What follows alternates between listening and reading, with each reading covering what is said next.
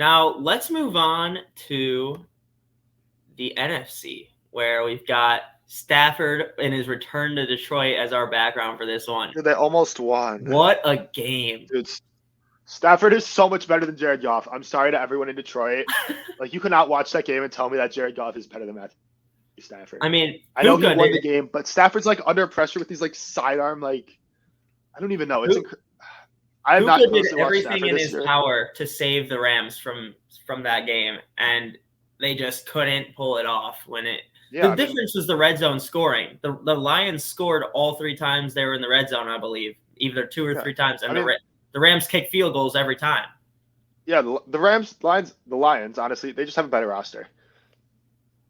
Stafford had a few magician plays. The Rams are better coached, but I still think not by a ton.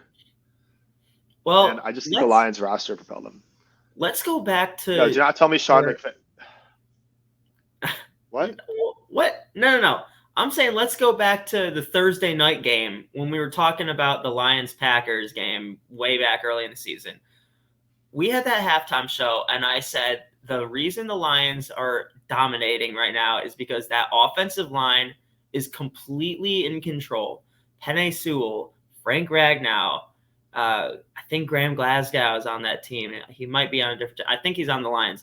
They have a very strong front 5, and they completely controlled Aaron Donald.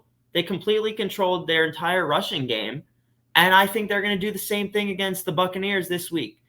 I know the Bucs are, they stopped the tush push against the Eagles. They seemingly controlled the line of scrimmage in that game too. But I think when push comes to shove, the Lions' O-line is still going to have that advantage, and Dan Campbell's game plan and Ben Johnson's game plan is going to be based around that, in my opinion. Yeah, I mean, looking at this game now, the most important things in a game are the coach and the quarterback.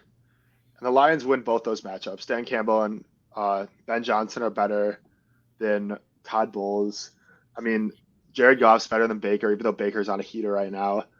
And yeah, like you said, the Lions O-line's going to dominate. I think Jared Goff's going to get a lot more possessions, a lot more times than Baker will. And I think the Lions are going to use that to their advantage. I think they're going to pound it on the Bucs. And yeah, I don't know what I think of a score prediction now.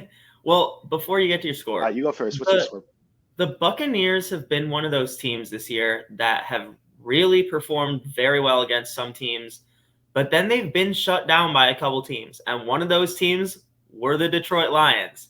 And Did they play this year? Yeah, the Lions won 20-6. Ooh, I didn't know that. Yeah, they won 20-6. It was middle of the season. The Buccaneers only put up 9 points against Carolina. They put up 13. Okay, but they won 9-0. They didn't have to put up anything. I'm aware they won 9-0, but I don't care that much about that. They're still getting all those possessions. You're talking all this about getting more possessions than the other team. Yeah, but Baker's not Buccaneers had the ball a lot of times that game. And there's gonna be. We're not talking about a Week 17 Panthers game. Why not? The Bucs needed to win that game to clinch the AFC. And they won the game. They shut the Bucs out. Yeah, but it was a hugely important game for them still. You can't act like it's just another Week 18 game against the worst team in the league. Like, they needed to win that game, and they only did it by just over 1 score. So I don't think you can take that game lightly. My point being, there will be a plethora of film on how to stop this Bucs offense. And even though they were rolling against the Eagles, I think the Lions have a real shot to shut them down again. And it coincides with the Baker Mayfield cycle, which is play well, play really well, silence the haters, media finally shuts up, then he plays like ass again, and the media comes back and says how he's bad again. Yep.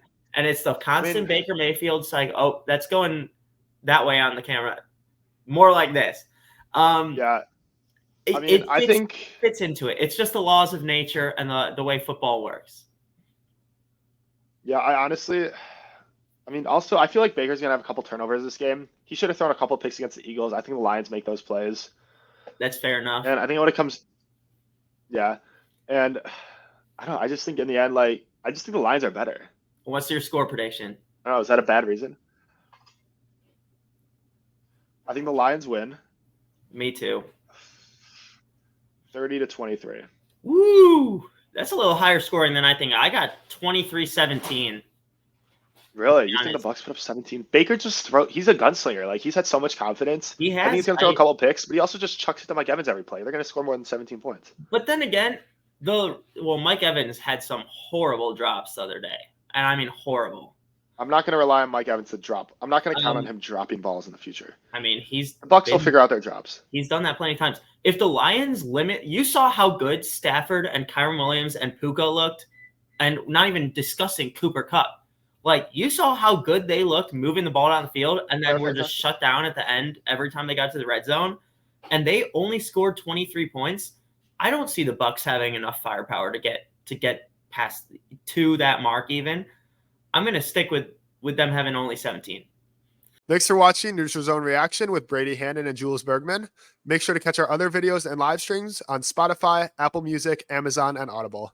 We hope you enjoyed and can't wait to talk football with you next time.